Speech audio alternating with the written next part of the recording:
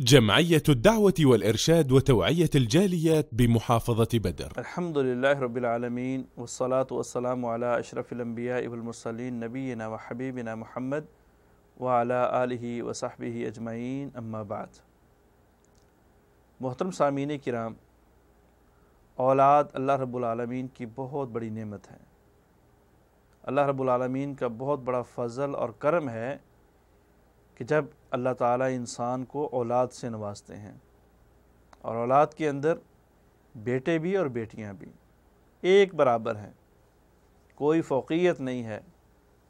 کوئی برتری نہیں ہے بیٹے کو بیٹیوں کے اوپر یا بیٹیوں کو بیٹوں کے اوپر۔ بہرحال جس طرح بیٹوں کو سنبھالنا، بیٹوں کی تربیت، بیٹوں کی تعلیم انسان اپنے ذمے لیتا ہے، بعینی ہی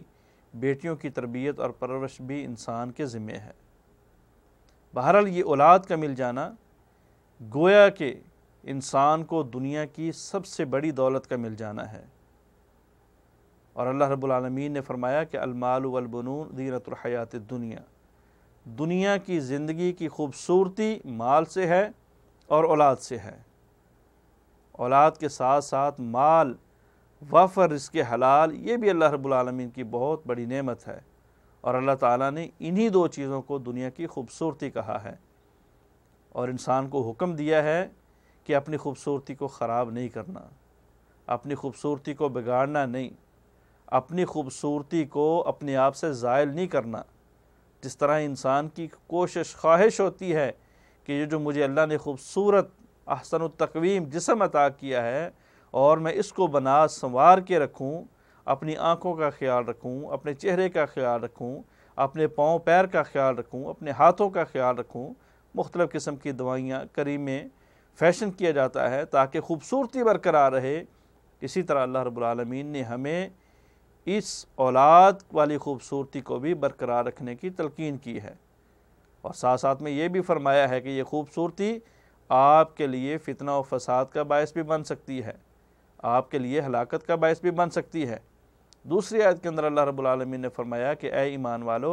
لا تلہکم اموالکم ولا اولادکم عن ذکر اللہ، یہ دو ایسی چیزیں ہیں، یہ دو ایسی نعمتیں ہیں جن میں انسان غرق ہو کے اپنے اللہ کو بھول جاتا ہے۔ آپ نے ایسا نہیں کرنا، اللہ سے یہ نعمتیں مانگنی بھی ہیں، مل جانے پہ شکر بھی ادا کرنا ہے، اور مل جانے پہ اللہ کا ذکر اور اللہ کی یاد کو چھوڑنا بھی نہیں ہے۔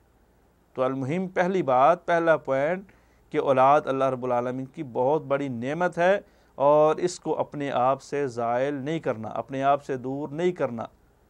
لیکن آج کے زمانے میں یہ بالخصوص اپنی انسانی طبیعت کے مطابق، انسانی طبیعت کے لحاظ سے انسان اکثر اوقات اپنی اولاد کی نافرمانی دیکھ کے،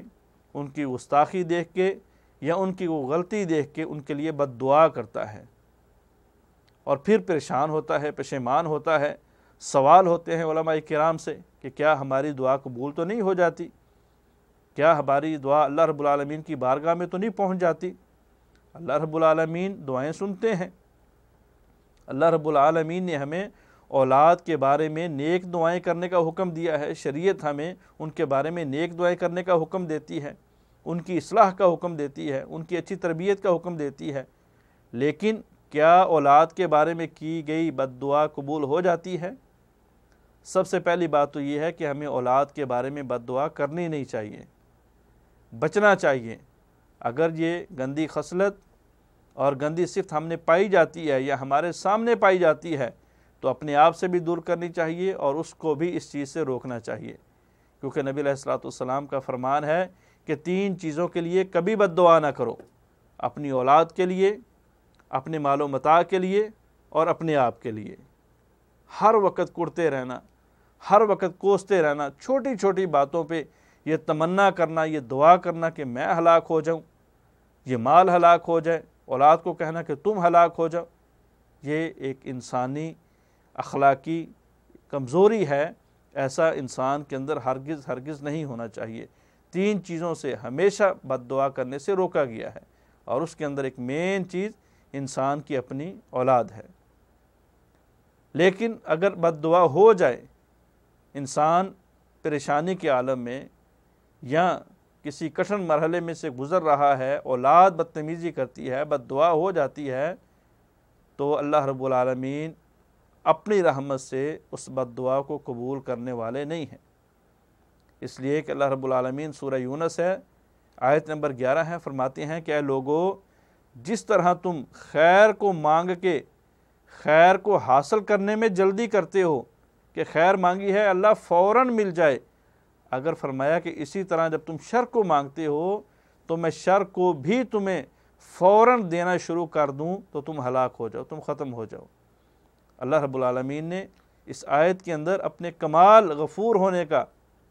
غافر ہونے کا، رحمان و رحیم ہونے کا ثبوت دیا ہے، دلیل دیا ہے کہ شر مانگ کے میں آپ کو فوراً شر نہیں دیتا، بلکہ میں اس شر کو آپ سے روک دیتا ہوں کہ شاید کہ تم توبہ کر لو، شاید کہ تم نادم اور پشیمان ہو کے اپنے اس موقف سے رجوع کر لو۔ تو بہرحال اولاد کے بارے میں ہمیں بد دعا نہیں کرنی چاہیے، لیکن اگر ایز اے انسان ہو بھی جائے تو انشاءاللہ العزیز اللہ سے توقع یہی ہے، اللہ کی رحمت پہ یقین ہے کہ وہ دعا قبول نہیں ہوگی، بلکہ اللہ رب العالمین اس کو روک لیتے ہیں اور انسان کو اس کے اوپر جو ہے وہ توبہ استغفار کر لینی چاہیے۔ لیکن یہ بھی بات ذہن میں رہنی چاہیے اولاد کے بھی اور والدین کے بھی کہ نبی علیہ الصلوۃ والسلام نے فرمایا کہ وہ 3 آدمی جن کی دعا کو اللہ تعالیٰ کبھی بھی رد نہیں کرتے، وہ 3 قسم کے بندے جن کی دعا کبھی بھی رد نہیں ہوتی، ان کے اندر